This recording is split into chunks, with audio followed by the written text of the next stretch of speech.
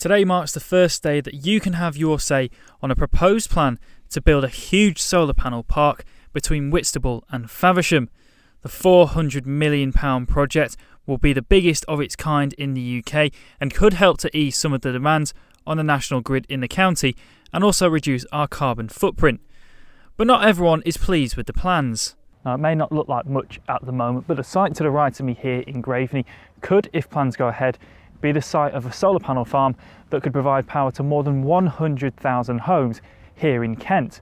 Now, whilst most people are in agreement that green energy is a good thing, those who live in the village and surrounding towns say that the sheer size of the site, which is around 890 acres, which, to put in comparison for you, is around 400 football pitches, is just way too big, and it's going to have a massive impact on traffic, the wildlife, and even business.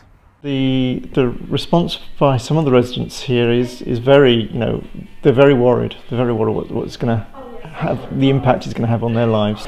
But as I say, initially the response was great. Renewable energy, we need it. And we're not saying not in our backyard, but we've got to make sure it doesn't really hurt either the community or the wildlife that's in our area. Adrian Oliver owns the Freewheel Cycle Cafe in Graveney and sees construction traffic as another short-term issue, especially for his customers. When we realised the size of it, I think everybody was a bit shocked actually that it was going to be so big.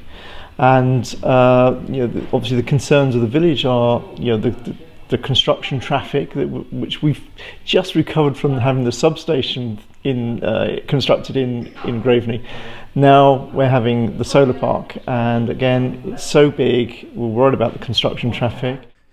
Hive, the energy company behind the plans, said that they'll be looking into the environmental concerns during the public consultations and say that it's a pioneering project.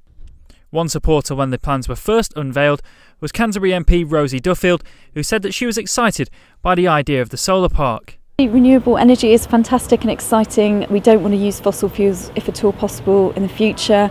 I know there are lots of concerns about that particular site in terms of being a great place for wildlife, but obviously in theory that's a fantastic idea and it would benefit us greatly in this part of Kent. The next public consultation is in Faversham tomorrow morning at the Assembly Rooms on Preston Street between 11:30 and 7:30 in the evening.